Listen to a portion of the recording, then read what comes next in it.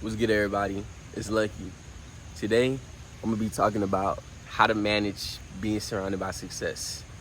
In this video, I'm gonna essentially be giving my perspective and my advice on how to be more of a threat in rooms, especially rooms that you're not really used to being surrounded in, where you're surrounded by more high caliber and high quality individuals. This video is gonna be broken up into three topics, three different parts, right? Part number one, it's not a competition. Number two, you should go ahead and study their success, not idolize them. And number three, you need to execute on the game that you receive from these individuals. So, without further ado, let's get started. Let's go on to number one. It's not a competition. A lot of individuals think that because somebody else is successful, it means that they should be working hard as hell to become more successful than that person. And there's nothing wrong with wanting to be more successful than somebody, but if your pure intentions are to just be more successful than somebody just because they are successful, then you fucked up, right? I'm gonna give y'all an example just so y'all are able to understand this. Let's say you have a friend, right? Y'all were both originally in the same position in life. Y'all both had fucked up cars, y'all both had hoopties. Let's say that friend went ahead and elevated and went ahead and started to work harder, got extra sources of income, and he was able to buy one of his dream cars. Let's say an AMG GLE 63. Okay, boom. Competition mentality and mindset is, damn, bro got the new car. He probably paid a crazy amount of interest on that. You know what I'm saying? Oh, he got a new car? Not gonna last long. His credit probably fucked up. Oh, bro got a new car? Hey, for sure. That's cool. And I'm still riding my hoopty. He got a new car? For sure. It's a hating mentality. Gang is not a competition. What makes you think that he is better than you or he is on a higher level than you just because that person bought a new vehicle? Because that person is not. At the end of the day, it's all external. That person bought a new chain. The person bought some new clothes, new shoes, new female. It's not a competition, you know what I'm saying? You should be proud of that person for what they have been able to achieve. You should be proud of them for what they are doing. Because at the end of the day, just because that person was able to achieve something that you currently have not achieved does not mean that that person should be downplayed or put down on another level. Because that's what people like to do. Whenever somebody has a perception that somebody is greater than them, they start to put them down. And how they put them down is by changing their mentality. They start to downplay and talk about their efforts, start putting all of these crazy and whack assumptions. They're not really utilizing being able to see something like that properly. And my advice is you need to change your perspective, right?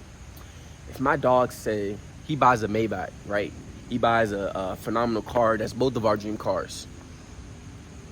I'm still riding in my hoopty or my skateboard, and bro, he's up there, he bouncing in the Maybach, you feel me? My mentality is not, damn, bro, elevated. He probably rented that shit out, or you know what I'm saying? That's not even in my mentality, bro. I'm gonna hit bro up, and I'm gonna be like, hey, bro, I'm proud of you, gang. You got your dream car? What the fuck? You got your dream car, gang? I'm proud of you, bro. Pull up on me. I'm gonna do whatever I can to be able to see it. Because now I know that if I can see it, I can touch it, and I can obtain it. I'm going to tell bro to pull up so I can see that engine, because I'm a car fanatic. So him being able to achieve that shit is phenomenal, bro. That shit is phenomenal.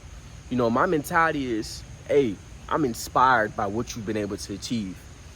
I am not feeling threatened because you are achieving certain things that I don't have yet. Nah, fuck that mentality. Next topic.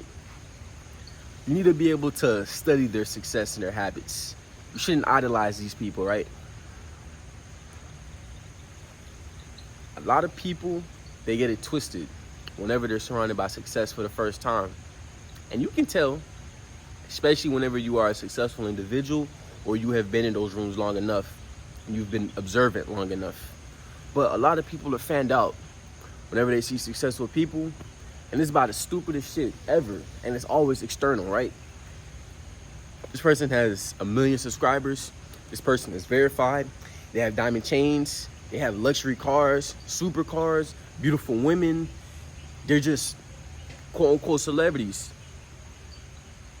The difference between me and regular people is that when I see, I don't even want to say celebrity, a successful person who is abundant with experience, knowledge, and overall just vision. If I see a successful person like that, my mentality is, hey man, I respect what you're doing. If you don't mind me asking, what advice would you give to the 19-year-old version of yourself? I'm asking questions because I want to pick these individuals' minds, right? It's cool to have a very expensive car. It's cool to have designer. It's cool to have fucking jewelry. But that's not what I want to lead with, right? I want to lead with inquisitiveness. I want to lead with curiosity. I want to show these individuals I want them to have a thought like, man, he reminds me of myself back when I was younger. He had a similar drive, a mindset that I had when I was his age. I want that person to feel inclined to pour into me. People are not inclined to pour into you if you are fanned out, right? My mentor told me this a couple months ago, and I will never forget it. He said, Lucky, don't ever act amazed. Be interested. I'm interested in how you were able to amass such a fortune, right? I'm interested in the mistakes that you made on your journey to success. A lot of people are amazed. They see somebody with $100,000 necklace or chain, and their eyes light up like a puppy. When they're talking to that person, you can see their face. It's like, bro, it's a facade. Successful people are not stupid.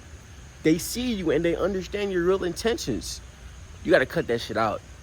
You have to be authentic. You have to lead with your purpose. And it's crazy because I just came back from a networking event yesterday in downtown Houston, and I had to get a name tag. They said, don't put your name on it. They said, put your purpose. That's a phenomenal networking strategy, because now, as we're introducing ourselves to individuals, the professionals, the executives, the vice presidents, the CEOs, we're leading with our purpose. You know, we're asking questions about, well, what does your purpose mean? Well, my purpose is to inspire, to innovate, and to be an embodiment of my faith. So now when I'm talking to a CEO of a Fortune 500 company, it's not, hey, nice to meet you. My name is Lucky, and I'm a student at Texas A&M, and I'm looking for an internship, and I would love to connect with you. Nah, it's none of that fanboy shit. Y'all niggas have to not be amazed. You have to be interested. Lead with authenticity, and that's what you'll receive. You will have a higher percentage, a higher conversion rate of being able to actually connect with these successful people, people who you look up to, and people who have character traits you aspire to take and add into your bag. You will have a higher conversion rate if you lead with authenticity. Last one, being able to execute. A lot of people overindulge in knowledge. And it's crazy because I was just listening to a podcast, and I'm not perfect by all means.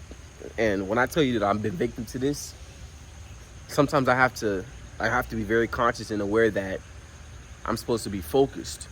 I'm supposed to be locked in. Less is more. But a lot of people are victim to overindulging on knowledge, right? They're reading 6 books. They're ordering 12 more. They connected with 50 people last week, and this week they want to connect with 62 more people. You know what I'm saying? It's like, bro, less is more. You need to be able to execute on what you already have. You know what I'm saying? If you go ahead and connect with an individual and you get knowledge and gain from them, you need to be able to execute on that shit. Because the next time you talk, you should not be asking them the same question, because these people are able to get to see shit that you cannot see because of their experience and their vision, because of the wisdom that they've been able to accumulate over failing many, many times. You know how disrespectful it is for you to give advice to somebody, and then after you come back, after a couple weeks, after time has passed, they come back and ask you similar questions and talk about the same problem that they've had that you literally gave them advice for? Okay, bet. Let's say that they tried to implement it and it didn't work. Well, that's not the case at all. The case is that that person did not listen to the directions and instructions that that individual gave them. So what makes you think that I want to pour back into you After I gave you not even simple instructions, I gave you a game plan. I took time and energy out of my life and my day to give you wisdom. You need to do your part, because I already did my part. I threw the ball in the air. Now it's time for you to slam dunk that bitch. You feel me? Now it's time for you to execute. Because when you execute, y'all live the life of the bottom side of the coin. Y'all live on the tails. Nigga, I'm the head. You feel me? The winning side is you executing on the knowledge that they give you. You coming back and having a conversation X amount of days or weeks later, and you letting them know, I appreciate you for the advice that you gave me. I went ahead and executed, and this is what I learned. Now they're looking at you like, he's already different. He's already at 1%. When I give people wisdom, most of the times, they shake their heads and they say they're going to implement it. They never do. They say they're going to follow up. They never follow up. But you, after taking my advice, after actually executing the knowledge that you received, and you come back, you double back, you show them that you actually learned and executed it, now they want to pour more into you. Because it's like, okay, this person listens. The worst feeling anybody can ever have is being able to feel like they're talking to a brick wall. People feel like they're talking to a brick wall when they tell somebody something and they don't do it. And mind you, it's not by force at the end of the day. You don't have to take my advice. You don't have to take my advice. But don't come back asking me for more advice if you're not going to do what I tell you to do. I don't have time for that shit. But I want to end it off with this. Y'all are destined for success. You know? Every time I look in the mirror, I tell myself I'm destined for success. I put myself in environments where success is the bare minimum, because I'm reshaping and reprogramming myself from all the bullshit that I seen and experienced growing up. You have to act like y'all been there before. You have to walk and talk and breathe and feel like you've been in that environment before. You know what I'm saying? My mentor always says, Lucky, act like you've been here. Fuck that shit. I tell people that now. You know what I'm saying? I'm like, bro, why you walking like that? Why you walking with your head down? Walk with your chest up. You know what I'm saying? Act like you've been in this environment before. You have to start being a full embodiment of your goals. Being a full embodiment of the people or the person, the version of yourself that you aspire to be. Once you do that, yo, these love bugs are OC, boy. Oh my gosh, I hate love bugs. Once you do that, I'm telling you, your life will change. But yeah, I appreciate y'all. Y'all make sure to like, comment, and subscribe. It's Lucky, and I'm out.